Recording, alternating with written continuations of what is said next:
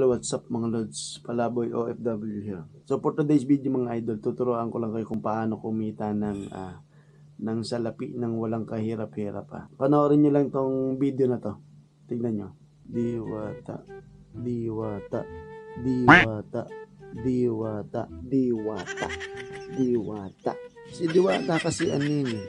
Yan kasi si Diwata ano yun eh. Si Diwata kasi ano. Si Diwata kasi ano yun eh. Si Diwata, ano yan? Si Diwata yan eh. Si Diwata, ano kasi? Yan si Diwata. Wala na ako masabi ah. Nabanggit ko na yata yung lahat ng gusto kong sabihin kay Diwata ah. Pero kahit anong banggit ko, talagang may pumapasok eh. Talagang may nanonood eh. Talagang pera talaga eh. Rektahan talaga, rekta. Kung gusto mong pumera, rekta. Banggitin mo si Diwata. Legit talaga, legit. Talagang panonoorin, tsaka maraming mabubwisit. Mas maraming mabubwisit, mas marami kang peperahin.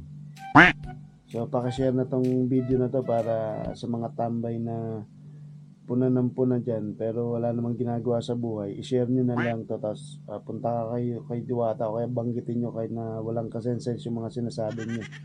Alright?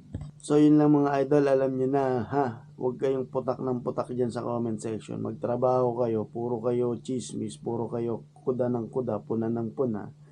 Mag-content kayo, puntahan nyo si Diwata, i-share nyo, tapos supportahan nyo.